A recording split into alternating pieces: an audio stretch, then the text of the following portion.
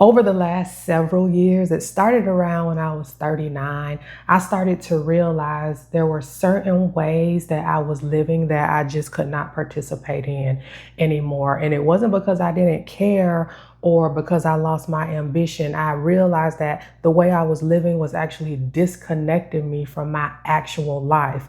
And once I stopped accepting that this is just the way life is, this is just the way work is, I quit doing several things. And that's what I want to talk about in today's video. I want to talk about some of the things that I quit doing once I realized that I wanted to experience my life much differently, and not from a place of perfection or having it all right or knowing everything, but from a place of actually paying attention to the things that no longer fit me or fit my life.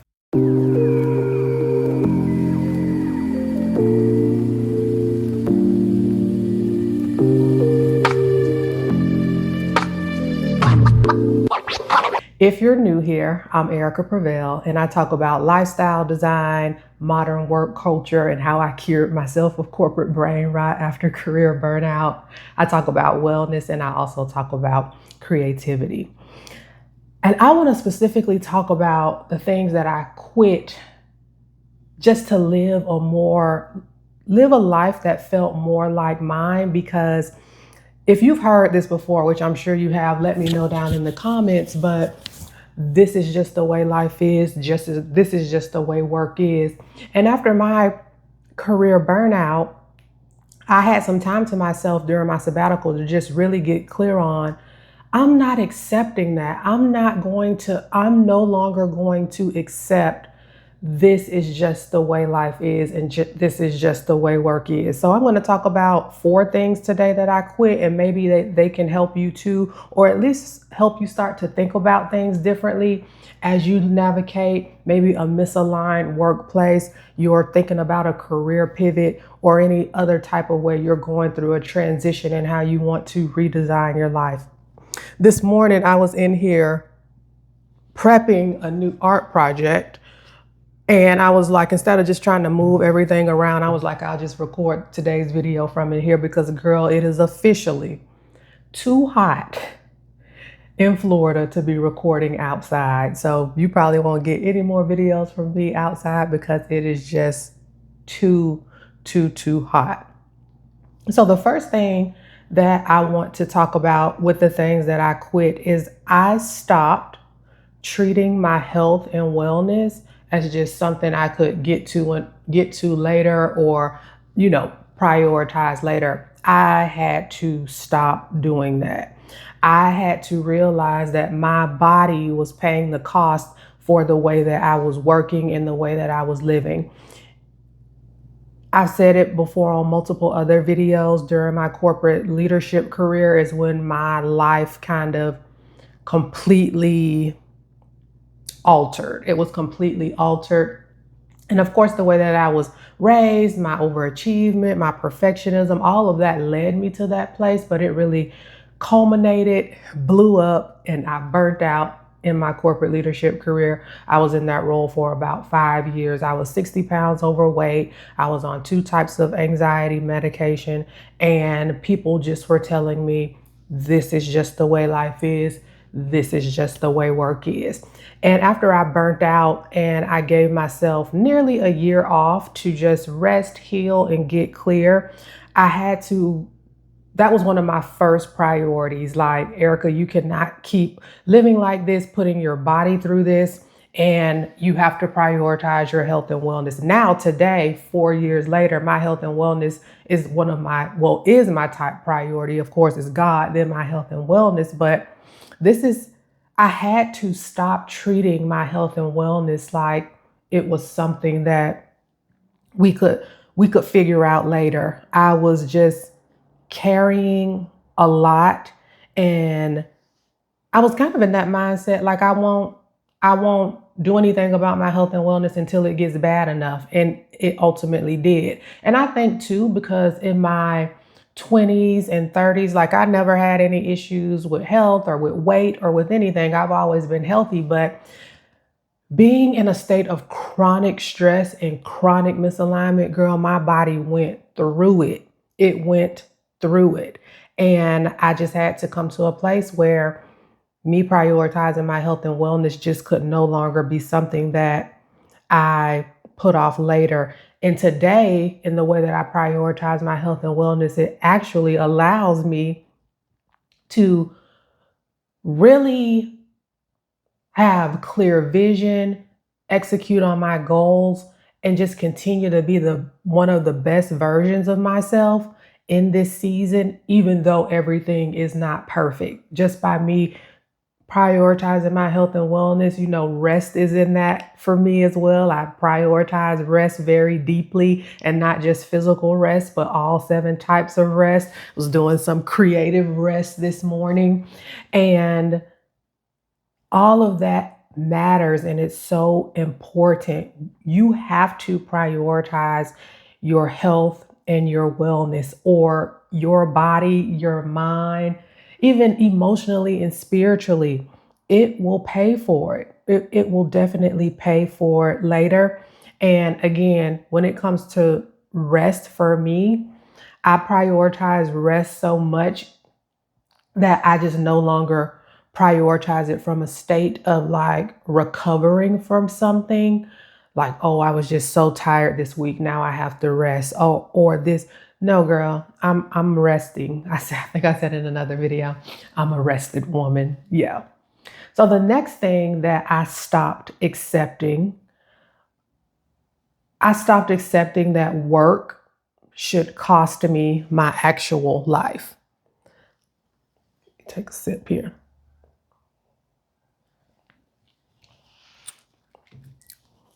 Yeah, that work should cost me my actual life. Like, work should be all consuming of my life. And I'm sure you probably have felt this way too, because I feel like, again, we were taught to believe this. This is just the way work is. Like, your whole life, your whole identity, your whole being is tied up into your work, what you do, even sometimes the corporation you work for, if it's a big name corporation, whatever that may looks like. No, I stopped believing that. And again, you guys, if you've been watching me, I'm not anti-success, I'm not anti-ambition, I'm not anti-work. However, I'm no longer in a place in my life where I am putting what I do or my work. I'm not in a state of achieving at any cost. That's just no longer my life. Now, I'm still an ambitious woman. I've just had to reset my ambition in the season that I am now to be more easeful ambition, like I like to call it, but just in a more sustainable way. So for me, like, just not living in that constant state of urgency, even though I'm still navigating a 9 to 5 and building a business. We all know, working in corporate America, there can definitely be times where people try to put all of this urgency on you around the work, around projects, around emails, around whatever it is. And I just don't accept that anymore. And I still do a good job. I feel like sometimes when people when people see that you're not operating from a state of urgency, they almost think of you as like you don't care, but that's not the case. I care about myself more. I care about my health and wellness more. I'm not in a season of normalizing exhaustion or normalizing just being, you know, beat up, broke down, and wore out. Nope, I'm not doing that. And I don't, again, I'm not chasing my goals, my dreams, my desires at the cost of me, at the cost of my health, at the cost of my wellness. Even as I'm building my own business, I'm not going to sacrifice my health, wellness, my well being at the cost of work. Again, I feel deeply ambitious. I am an ambitious woman. My ambition today just looks very different from 5 years ago. Chasing your dreams, your desires at the cost of your health, your wellness, and anything else that we had to pay the cost for. I'm just not doing that anymore. I've reset my ambition in a more sustainable way. And if that's something that you're interested in, check out my 7-day experience, the Ambition Reset. I've linked it down in the description box. And it's not about changing your life overnight. It's about helping you catch yourself in the moment instead of doing it months later and, God forbid, years later. I just had a woman go through the Ambition Reset, and she wrote me a long email about what it meant to her. And she basically described it as a small daily dose of rest, clarity, and ease. She said that it helped her finally hear herself underneath all of her overwork and all of the pressure. So again, if that's something that you're interested in, I've linked it down in the comments. But that's what I had to do. I had to reset my ambition, not throw it away, because I'm still a deeply ambitious person. Again, I'm navigating a 9 to 5 that I hope to finish, and I am building a business. So there's a lot of things that I am doing. I'm still deeply ambitious. It's just not at the cost of my health and wellness. The next thing I stopped doing, I stopped waiting to fully experience my life. Yes. How many times have you waited to enjoy your life? Waited for things to slow down. Waited for busy season to come and go. Waited until you finished a project. Waited until you were with your friend group. Waited for when you were with family. Just waiting, waiting, waiting. Listen, I used to do the same thing too. I used to especially do it around like trips and vacations. Like I would always like try to wait until I could go with a friend, till I could go with my partner, till I can go. Girl, I just had to get to a point of where we cannot be waiting to experience life. Today, I've talked about it in other videos. Like the thing that kind of really broke me off of this is even before my burnout was when I'm not going to tell the whole story, but I had a trip after my master's degree, a ski trip with me and my partner at the time, and he got pulled away to work and could not go. So I still went by myself, and that, like, girl, that set me free. That set me free. And from then on, I have been on several trips, domestic and internationally, by myself. In this season, fast forward to today, I do a lot of things by myself. Of course, I have a good group of girlfriends that I do things with, but I will do something by myself in a heartbreak. Because for me, it's just no longer waiting for this perfect scenario or this perfect timing to actually live life. We just couldn't do it no more. Just could not do it. I just had to stop because, again, I feel like it goes back to that mindset of, oh, this is just the way life is. This is just the way work is. No, I'm not accepting that. So that's another thing that I quit. The next thing that I quit was, and this one took a lot of work, I stopped building, or I would just say I stopped accepting that my identity was encompassing being the person that could do everything, hold everything, carry everything. And this was particularly in my career, because in my family life, even though I'm the eldest daughter, and I've talked about that on my channel too, there were certain, I feel like, either spoken or unspoken, internal or external expectations that I had as being the eldest daughter with my younger siblings. But that pressure around doing it all, handling it all, carrying it all, girl, it got cranked up deeply in my leadership career. And during my sabbatical, that's something that I really had to work on with my therapist, around breaking loose from that identity. the dependable woman, the overworking woman, the responsible woman, the give it to Erica, she can do it woman. No, get somebody else to do it. No, not not only just because you can do something doesn't mean that you should. And that goes back to your capacity too, like really understanding your capacity and how much you can take on, like really take on. And again, just because you can do something doesn't mean that you should do something. So that's something that I really had to break away from, again, with the help of my therapist, because when you have deeply rooted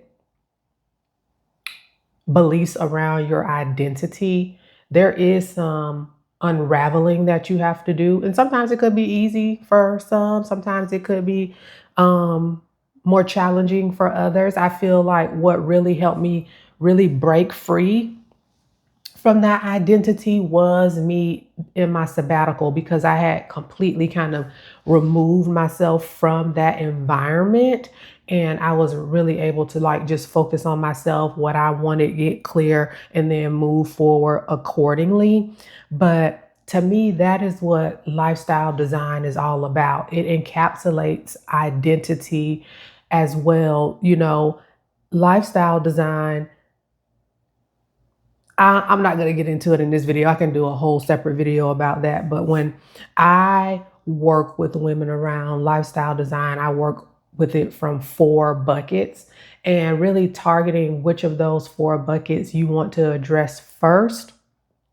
Because we also have to remember that we cannot do everything at once. And I know, being ambitious and driven, that is deeply inside of us too, like all of the multitasking, all of the doing everything. But when you want true sustainable change, you really have to tackle it like a bite at a time, a bite at a time. So, and all of these things that I named today, before I stopped doing them, again, this is me looking back and reflecting over this time. And I just had to realize, like, I was so like detached from myself. I was so disconnected from myself. I wasn't even living my real life. Like I was living somebody else's life, girl. And I think a lot of us adapt to this way of living, just adapt to being disconnected from ourselves, adapt to just living in a shell of ourselves, being in the corporate brain rot, because that's just the way life is. That's just the way work is. That's just the normal life. But you don't have to accept that. I didn't accept it. And again, things aren't perfect. And to me, perfect isn't the goal, but it's about knowing what you desire and moving forward in alignment with intention every single day. But at some point, you just have to ask yourself, is this the life that I want to live? And as I've said in other videos, I feel like ambitious women like us, we sometimes we're not aware, but oftentimes we are aware that something might be happening or something might be going on or something might be shifting. But I don't want you to be stuck in the awareness, because at some point you have to just be like, okay, I'm aware of what's going on now. What am I going to do about it? How am I going to shift out of this? What actions am I going to take? Yeah. So let me know down in the comments if any of this resonated with you, and give this video a like, and I will talk to you in the next video. Bye.